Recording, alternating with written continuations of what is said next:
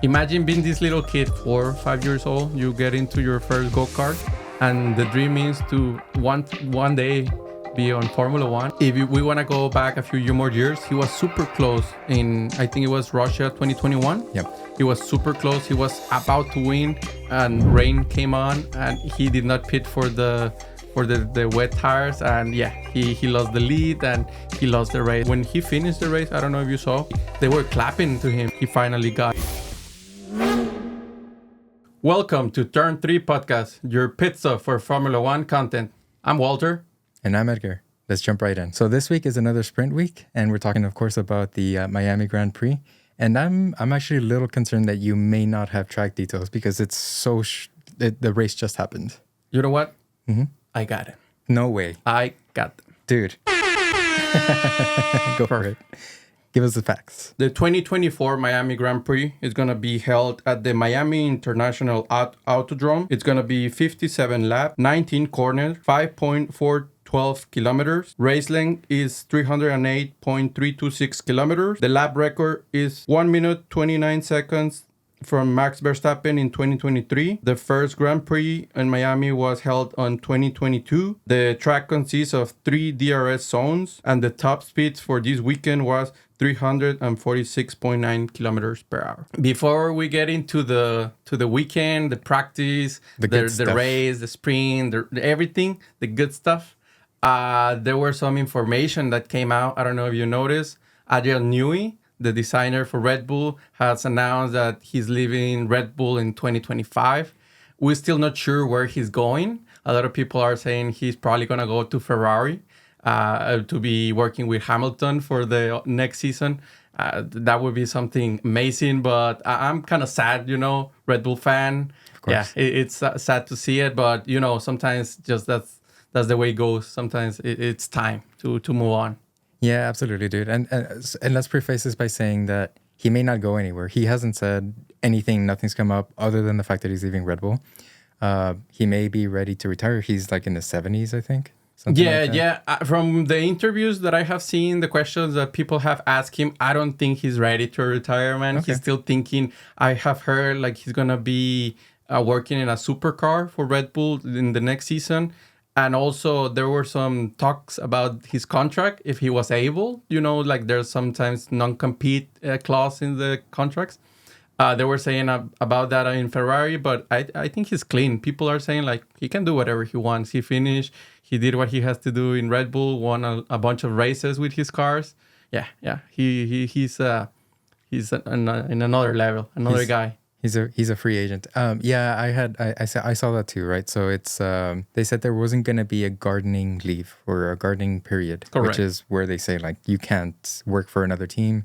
So if that had been true, he would have had to take a year off, but he doesn't have to, so he's ready to jump into another team if somebody wanted him, right? Yeah, and I think that's why it came out the talks about like after this season he's gonna help out the Red Bull with the supercar. The design with the supercar in another division. And I think that's why the gardening, because that would also say like, oh, he's not working in Formula One cars, so he's able to go into another Formula One team after that. I see. Okay, yeah, that like a loophole sort of thing. Exactly. Interesting. I hadn't considered that, but yeah, dude. Okay, well, sorry. Time out. We didn't actually say who Adrian Newey was. Like, I think we both knew he is the chief designer for the Red Bull car. He is responsible for max domination, probably. The past 3 years, pretty much. He designed the car. It's like, the reason Max has been winning so much is obviously because he's a great talent, but also because the car is just fantastic. It's a great team, and Adrian Newey, it's a big pillar of that team. Of course, he has been with Red Bull for many years. I don't really know exactly how many, but he has been a part of the design on winning cars. Champions like with Max Verstappen. So yeah, it's gonna hurt a lot. The Red Bull team is gonna adapt to him leaving, but they have a lot of talented people, so I'm not worried about them for sure. Yeah, but if he does end up going to Ferrari and he's working with Hamilton, Wouldn't that be an exciting combination? That would be an exciting combination also with the 2026 regulations for the engine, with Adrian Newey designing the Ferrari car maybe for that season. It will be something else. Maybe they can be fighting with the Red Bulls at that time. I hope so, dude. So, and because if he jumps in right now, he'll have time to work on the 2025 car. You know, it's how far in advance do they start working on these cars? Is it? It's years, sometimes months in advance. I'm pretty sure they already started working on the car for the 2025 season, and I think they are already starting for the cars on the 2026 season. So they're already 2 seasons ahead, and that's because of the engine regulations that are coming. All of the teams are preparing for that, and also I think that's when we'll see a lot of changes in the standings with teams and drivers for sure. It might start to get interesting again. Correct. We will see. We will see. It's an exciting future for sure. For sure. That wasn't the only piece of news that we got this weekend, right? That's correct. Some drivers or a driver is moving. The silly season. The silly season is at play. In full swing, man. Yeah. Tell us about it. Yeah, so Hulkenberg, currently with Haas. Next year, he will be with the Kick Sauber team. And then they're going to... Kick Sauber, whatever. Audi in 2020. Audi 2026, yeah. So, these teams change names with... Whoever has the money decides the name of the team pretty much. Yeah, absolutely. That's how it goes. Yeah, and speaking of money, HP, Ferrari, they're now a thing. They're the title sponsor. And that's not something to take little, let's say. Title sponsor are in charge of 2/3 of the budget for the team. So HP have taken, and they say like, we're going to put the money and you guys design the car and let us know. So at least Ferrari are not going to be worried about where the money is coming for next year, for sure. Dude, I had no idea. That's a really, really cool thing for you to bring up. I didn't know that. Yeah. So 2/3 of the budget is now HP. Correct. And also you could see it in the car. I don't know if you noticed. A lot of people we were expecting the bluish color in the car. At the end, it wasn't blue. It was red, right? But we see like 3, 4, I don't know how many stickers for HP were in the car. But yeah you know for sure who's paying the bills. Yeah, for sure. And they were wearing the blue suits, right? The track suits. Yeah. It's a vintage. I don't exactly know when they use it. I heard that the team wasn't happy with the Italians at some point. They're Italian teams, and there was something going on. And in the past, they decided to go with the blue, and that's why it's like a vintage color per se. I think I heard like during the race, the commentators had said something about the 50s and 60s. I think that's when it, when that, with that blue. So it's kind of like a throwback to that time. That's correct. I was expecting the livery to be full blue, to be honest, like that pastel blue, kind of like that. I like that one. Yeah, I didn't like the livery at all in this for Ferrari. I was expecting the blue, and I was really disappointed when they didn't come out with that. Was it me, or was even the red was a little different? Yeah, I did not notice. Okay, I'll have to look at it like side by side, because it looked like the red was also like a little... It almost seems like the red that they normally use is a little darker and a little bit more like maroonish, I guess. Maybe it was the Miami sunshine, Maybe. Who knows? Maybe. Or that contrast with the blue. Yeah. It might have been, man. Yeah, so those are all the news that we got in the weekend right before the excitement started, right? So, again, let's go back to basics a little bit for the people. This is a spring weekend. It's a little bit different from the regular format. So the first day is going to be practice 1, and then it's going to be sprint qualifiers.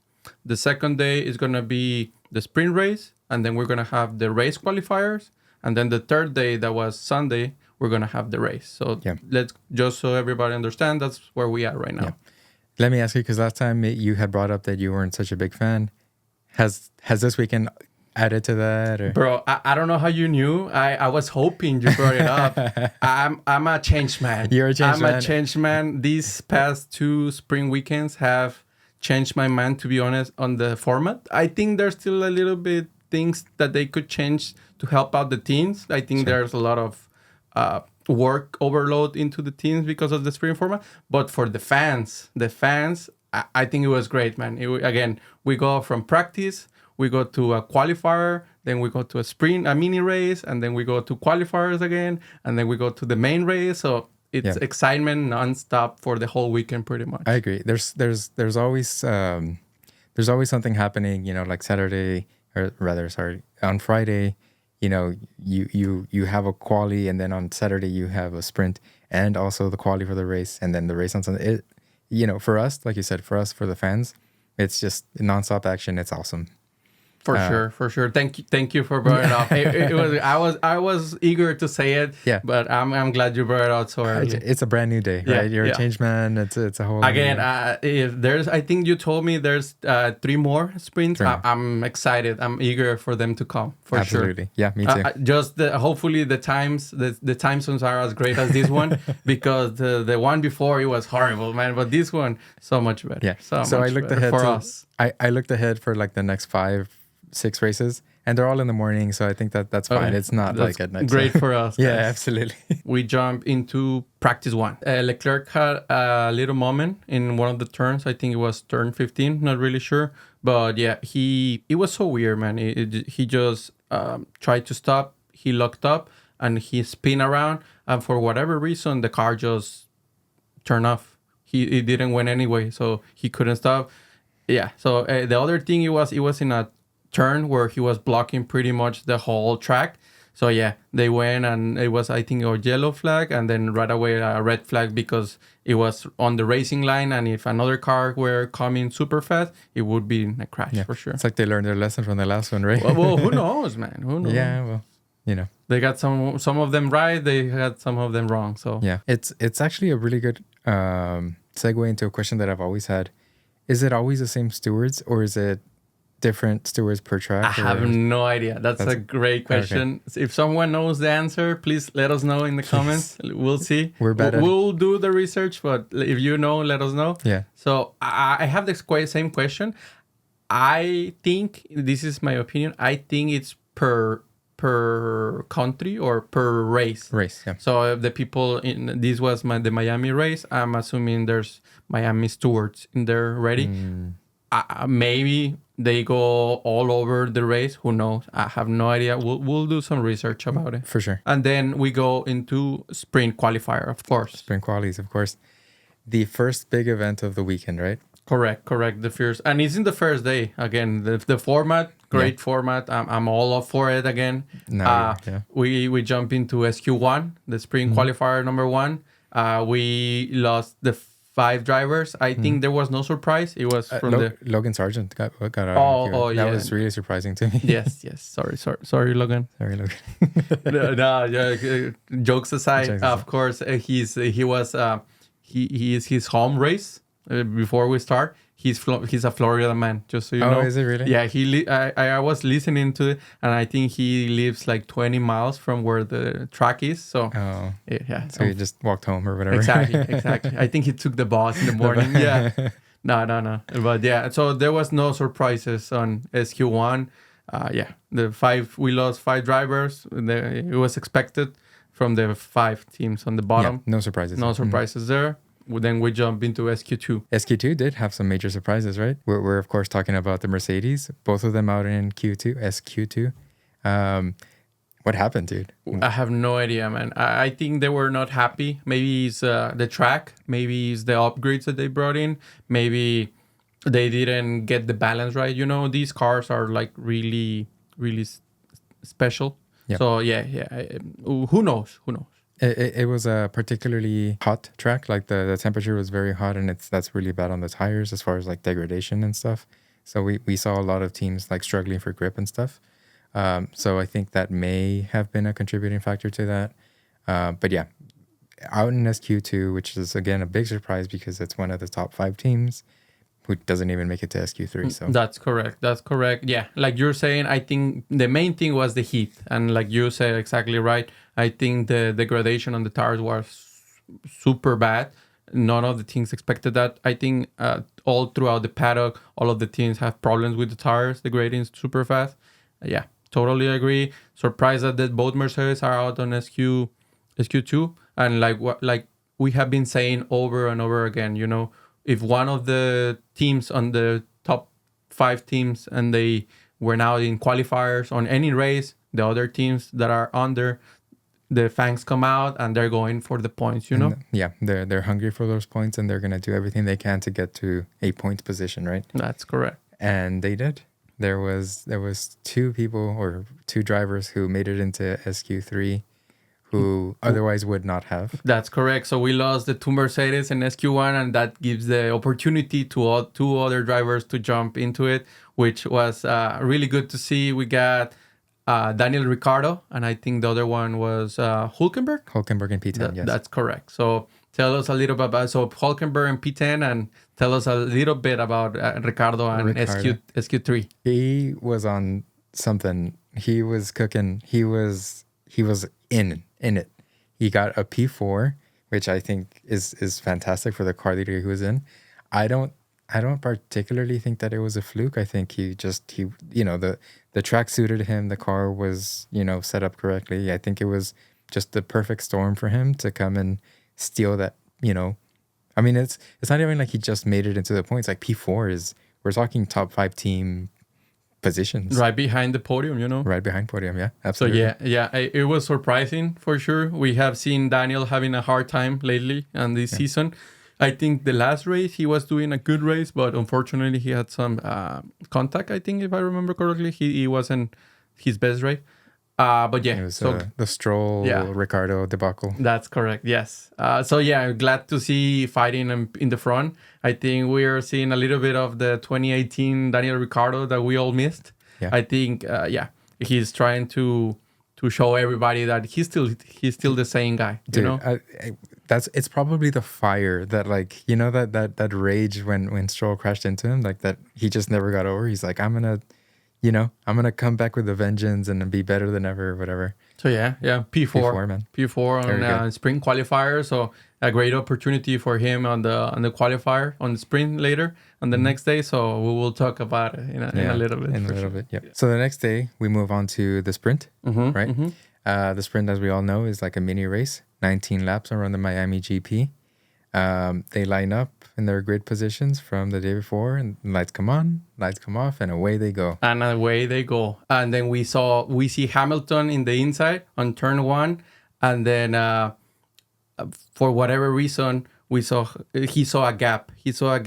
But then half a second later we saw a Stroll, Alonso, and Norris on the same. So you have 4 cars trying to make the turn and the first turn, and of course Hamilton in the inside. Stroll had to avoid it, push a little bit to Alonso then crashed into Norris, and we saw Norris out of the sprint race. Yeah, first turn. How unfortunate, right? Super unfortunately. We also saw a Stroll limping in the way back, and I think he went into the pits, and then he had to retire the car, unfortunately. So again, we have 2 of the top 10 drivers out of the race, and then we have 2 more rooms for the other drivers. Right?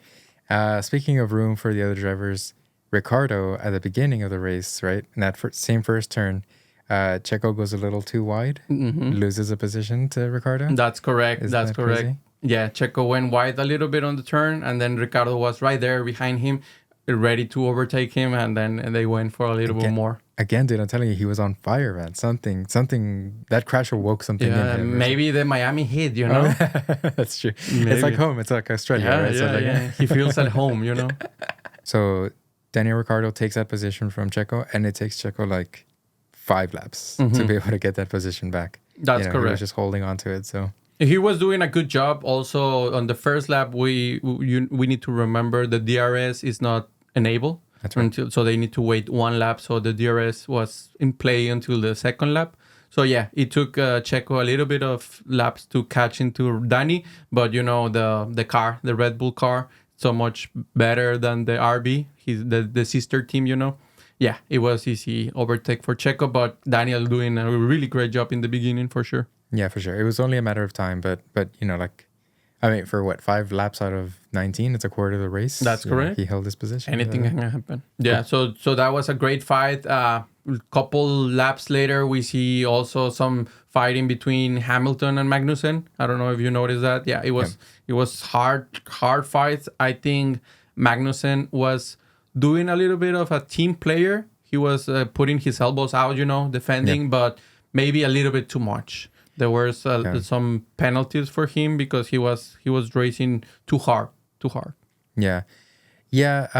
And I saw he posted something afterwards. He talks about how he accepted all the penalties. He's like, they were definitely my fault, but I was being a team player, and sometimes that's just how it goes. So to me, that was him saying, this was me in an attempt to help the team out. Just kind of, I have to do what I have to do for my team, basically. Well, it's not just for his team, right? He's thinking about himself too. He doesn't have a contract yet for next year with them. So he's trying to play the team player. Mm-hmm. Hopefully the teams remember that and give him a contract for next year. Hopefully. He's doing the part and he's following the orders. Even you could see it. Like he got an interview later. He was not happy with what he did with the penalties. He took it like, oh yeah, it's all my fault. I understand it. I had to do what I had to do. My team needed me, and I played the team player game. But yeah, he wasn't happy about it. And it's kind of been that way for the last few races, where you have Hülkenberg in a really good position.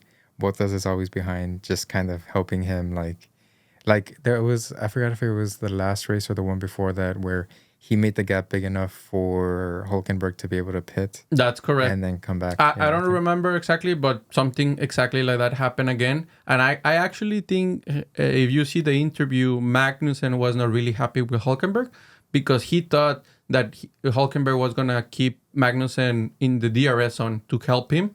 And then at some point in one of the turns, Hülkenberg just went ahead, and the Magnussen had no DRS, so he was in danger from the other ones because of that, and he had to put his elbows out, and defend, and he had some really bad overtakes and crashes. So sometimes like in an effort to defend, they start making some moves that that aren't like efficient, right? Like they kind of take weird racing lines on purpose, just in an effort to hold back the people behind them.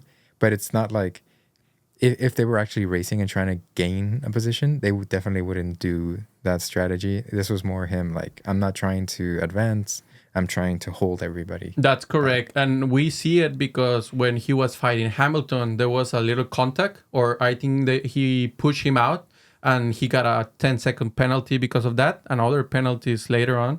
But because of that, he knew like his race was done.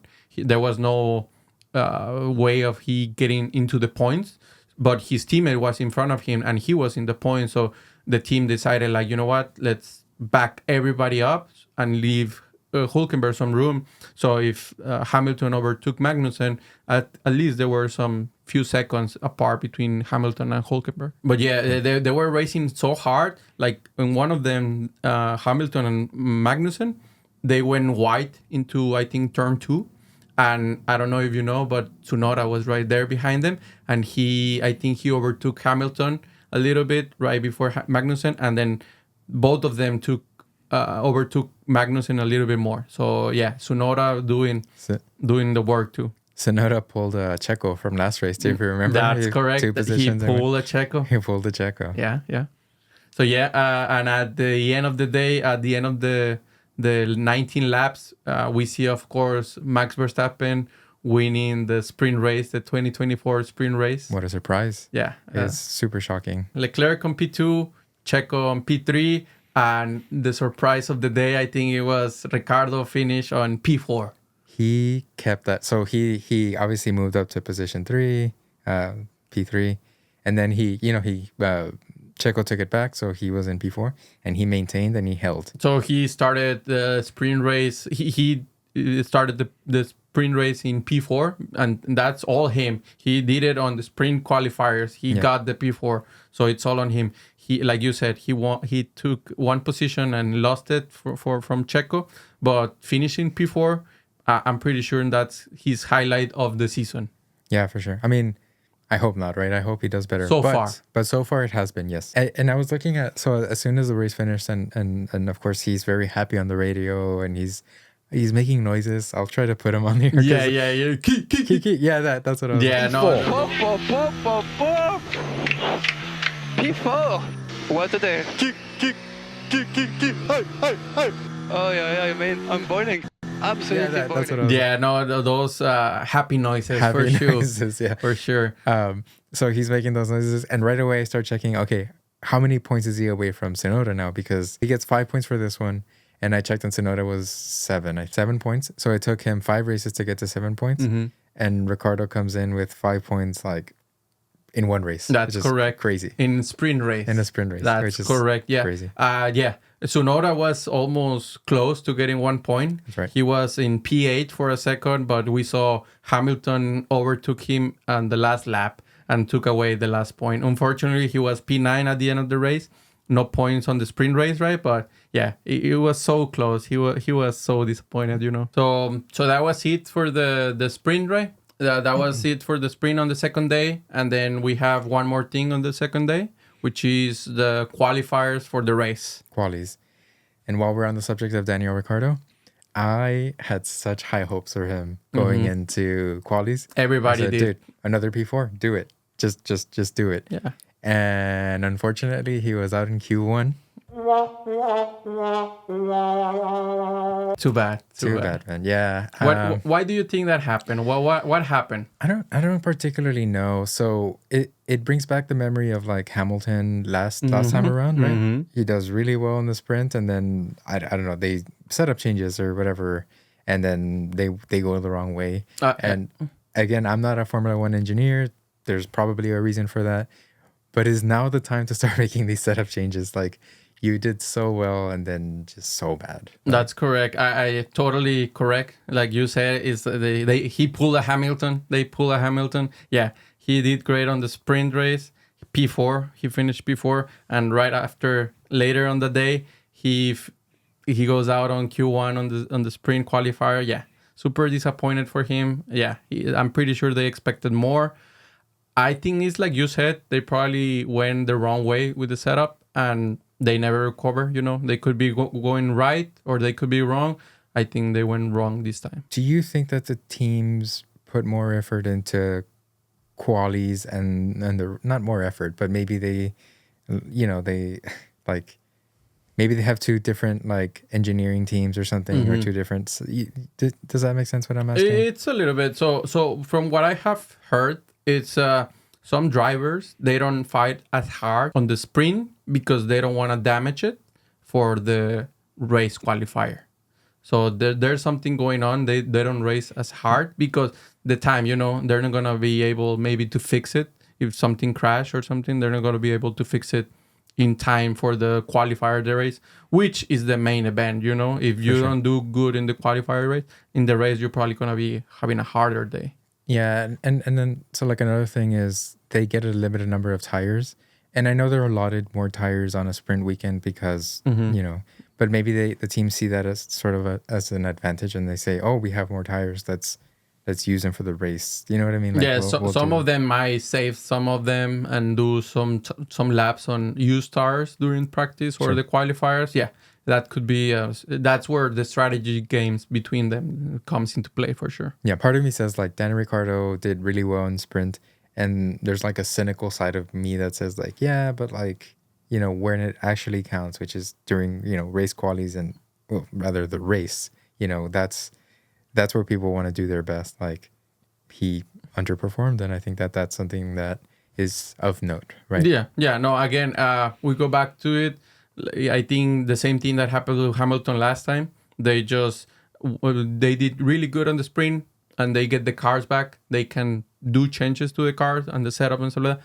They went the wrong way, and yeah, it's hard to recover from that. If Daniel didn't feel right in the car because of those changes, that's where you lose time for sure. Cool. The other thing that we need to discuss is it was a different time on the day. Maybe it was more in the afternoon. Maybe it was a little bit hotter. Who knows if it has some it affects the team or the car. But yeah, so we lost Ricciardo, of course, on Q1, and that was. Yeah, but there was no top 5 teams out in Q1. You know, Ricardo was a surprise just because he had done so well before. That's correct. We were expecting a little bit more just because of that. Yes. So we finished Q1. We jump into Q2 for the qualifiers, of course. And then the surprise is that the two Aston Martins, one of the top 5 teams, they both out on Q2. And what does this mean? That means, from watching the last few episodes, that means that the bottom 5 teams now have an opportunity for points. Correct. We were going to have 2 other drivers from the bottom 5 teams into the top 10. Into point positions. Correct. Yeah. So we finish Q2. We jump straight on Q3. Everything is pretty much as expected. We have 8 out of the 10 top drivers right now. The 2 notable are Hülkenberg and Tsunoda that are playing for the top 10, right? Mm-hmm. And then how do we finish? How did we finish qualifiers? If I remember correctly, that as usual, we see Mr. Verstappen top pole position. That's correct. His 10 billionth one probably. Or whatever I lost track. Man. I have been trying to keep track, but too many records, too many numbers, He's just a phenomenon. And then we have 2 Ferraris after that, Charles Leclerc and then Carlos Sainz. That's correct. So that's our top 3 for the race. Yeah, in their blue suits. So that was it for the second day. We finished with qualifiers, of course. And then we jump into the next day, race day, of course, the main event, what everybody's excited to see. And finally, one at a decent time for us, dude. That was at 3 p.m. So nice. It was so perfect. They again, just like they did in the sprint, they line up, the lights go on, they go off, and away they go. And away they go, of course. And we have, again, so much excitement in the first turn. Of course, we see our boy, Checo Perez, our boy. Being bold and risky. I don't know if you saw, he pulled a Moses. Have you seen that one? No. He opened the sea of cars the Red Sea. And he went straight, man. He opened the cars. He went Verstappen. He was this close to touching Verstappen. And then, thankfully, the other 2 Ferraris, I don't know if he saw them, but they stopped. And he was able... You will never see this happen ever again. He was super lucky that no one crashed at that moment. Dude, he was so close, at least from the angles that I saw from Verstappen. Because I guess we should explain. He was P4? He was, yes. He started in 4th position, and then he lunges. There's an opening on the inside, and he just barrels through it. And he's able to get an advantage on the 2 Ferraris, but when he tried to brake, I think the tires are cold, of course, and he just locked up the tire and went straight and went wide on the first turn. Yeah. And the other 2 Ferraris were able to go back to their position. But super bold, super dangerous. He opened the sea of cars, went straight. And because of that move, after he went wide, of course, Piastri, he was right behind him. He was able to overtake Checo, and also I think it was Sainz that he lost a little bit of balance trying to get away from Checo, and also Piastri was able to overtake both of them. Yeah, it was a big moment for Piastri, and I don't know if you remember the radio for Sainz. After Checo No, remind me. Yeah, so he goes on the radio and he goes, "What the." Was that or something like that? Really I'm pretty sure he just saw a Red Bull went in front of him, and he's like, "Where did this guy came from?"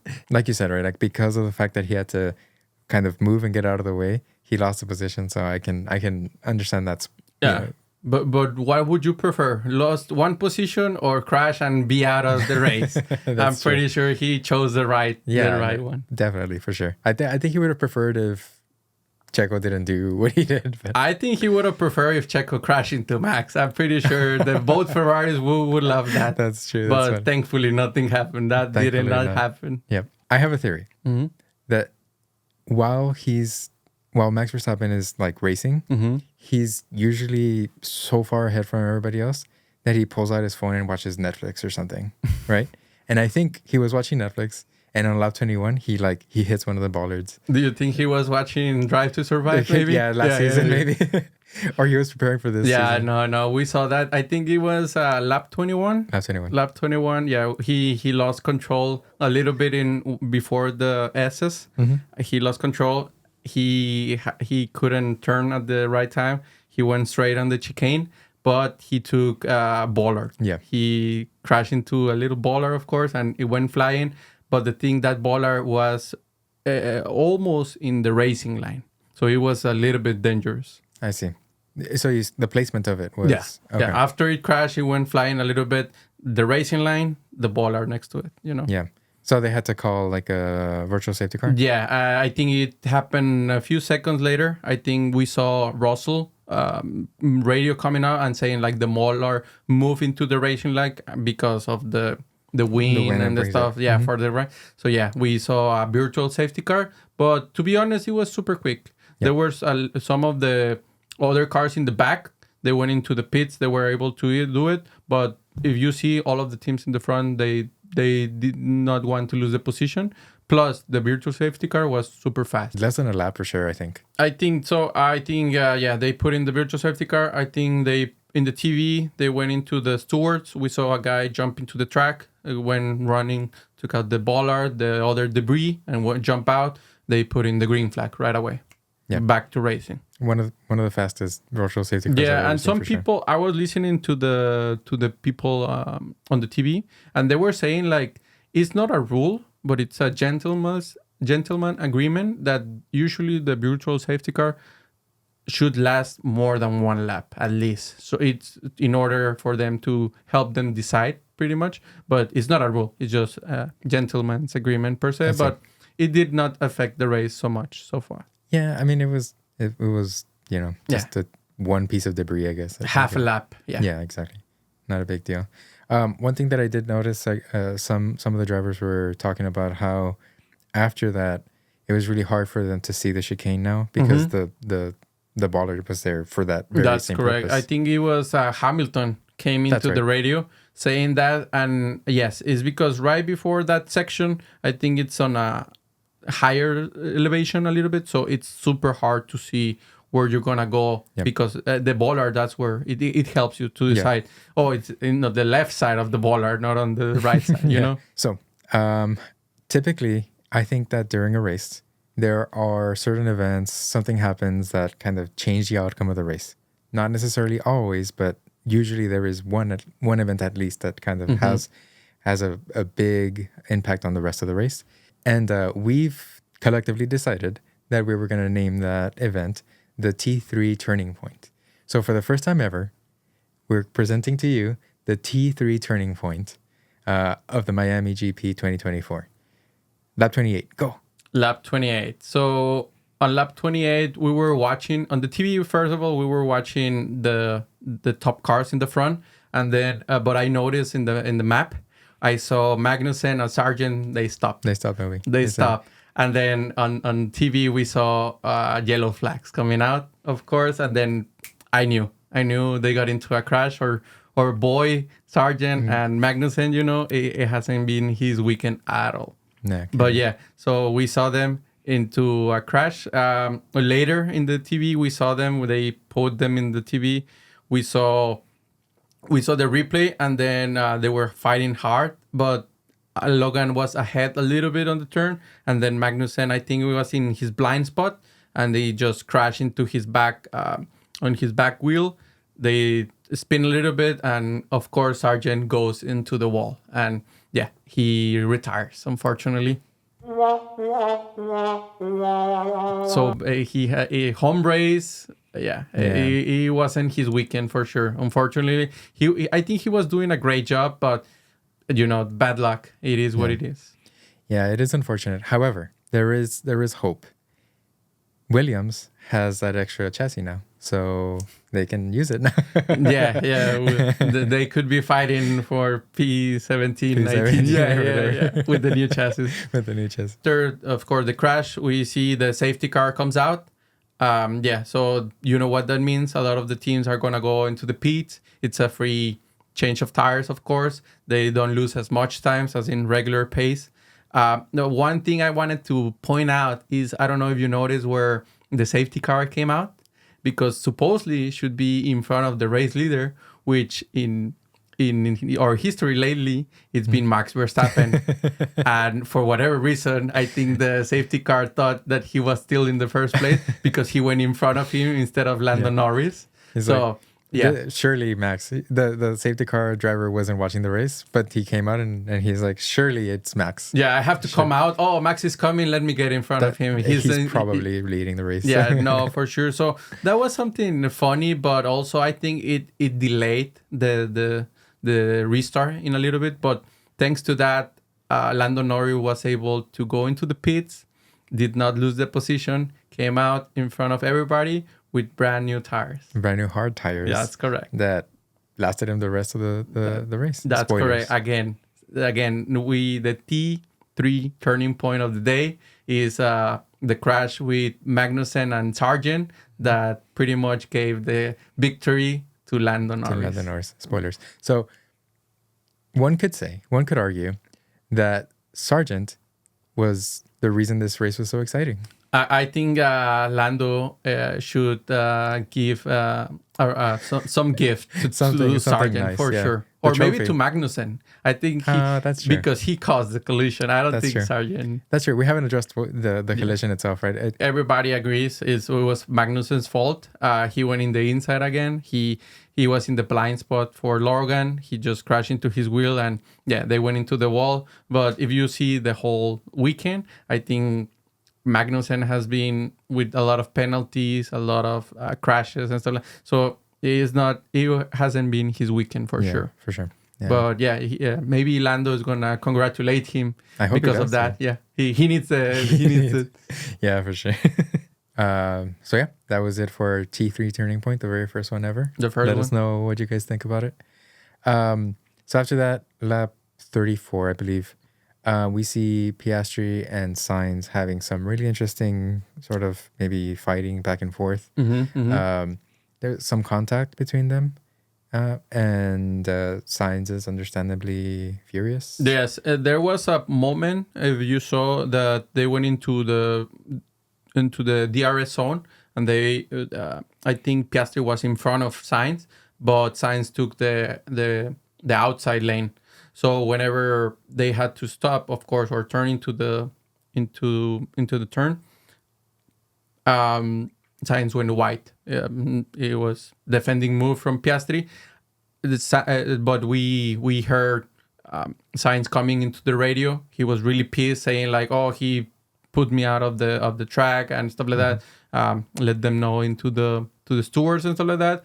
And we saw multiple radio comments coming from Sainz to his team. He was not happy about how Piastri managed that, but later on we saw an announcement from the FIA saying like no further investigation. It was in the limits, nothing wrong. But later on, sorry about that. Later on, we saw Sainz actually doing the move to overtake Piastri in a few more laps, but he was super close, so close that with his tire, he went over the front wing of Piastri, and he got damage into the front wing after that. Because of that contact and that damage, Piastri had to pit, and they changed the front wing. Mm-hmm. But that at 10 seconds or something like that. By that point, like he was towards the end of the. Unfortunately, he was doing such a great race until that moment. He got an accident with Carlos Sainz because of that, and I think he was fighting for P4, P5 in there. And he lost after the pit stop. He was out of the points pretty much. It could have been such a good weekend for McLaren, right? I think it was a great weekend, but it could have been better. It could have been way better, yeah.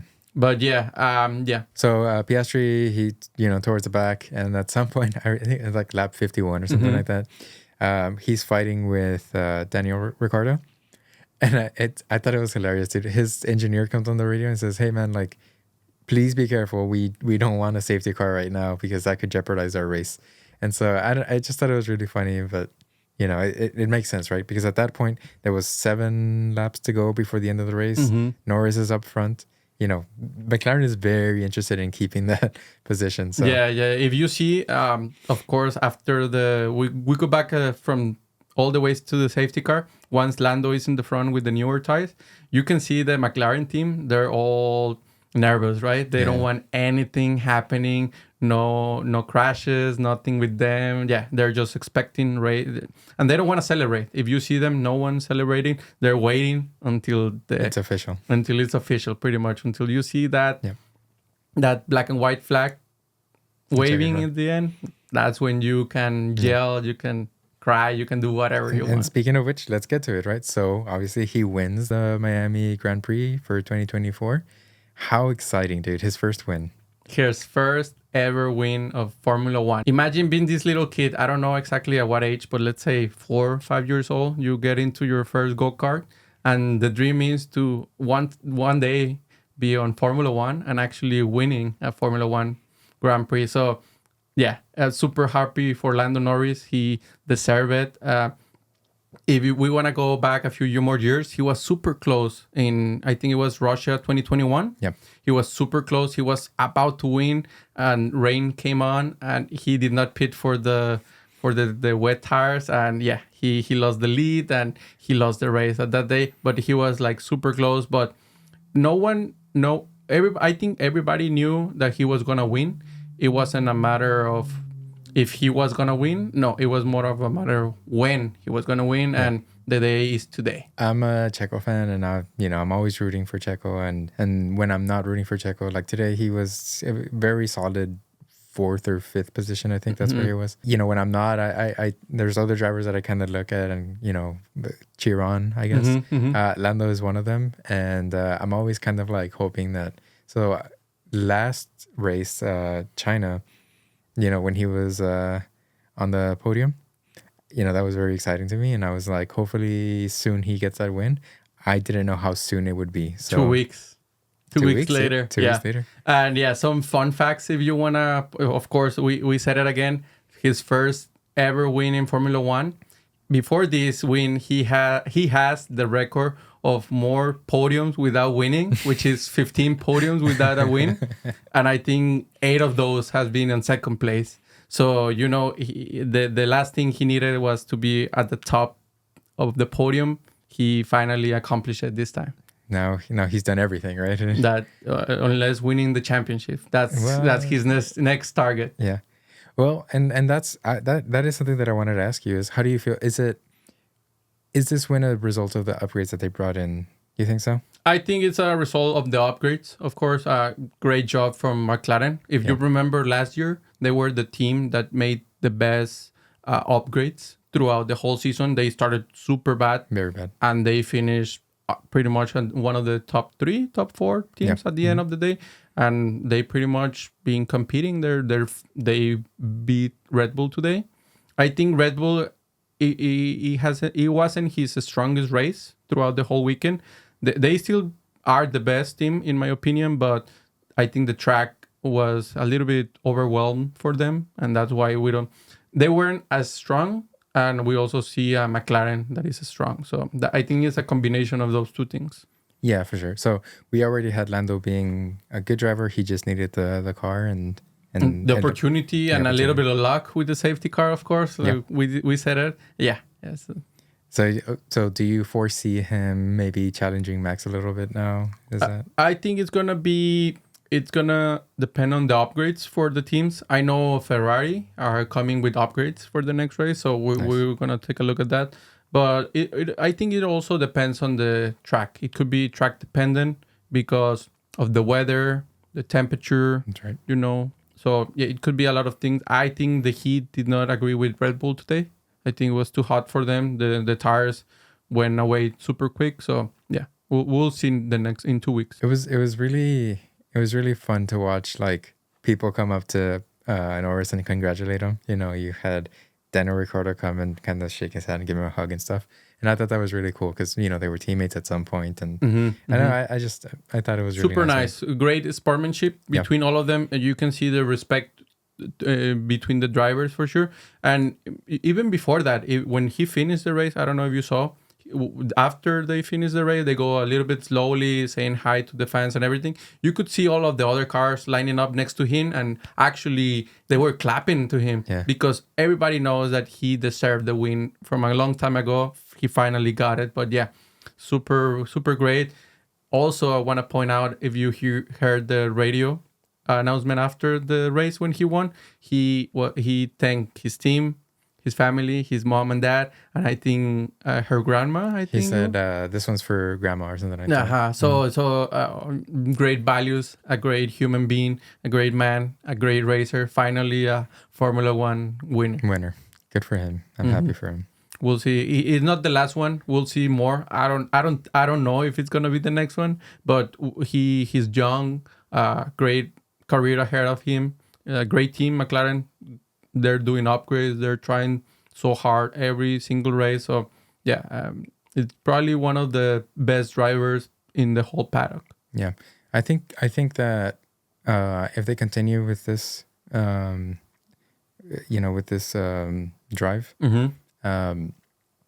There's going to be a close fight for second, right, in the constructors. I think it's already happening. I think we're seeing Red Bull in the front, of course. We're seeing Ferrari on second, I think. And I think we're looking at McLaren actually catching up to Ferrari and both of them catching into Red Bull. So, yeah, Red Bull needs to start bringing the upgrades, start actually showing who's the boss is for sure. Yeah.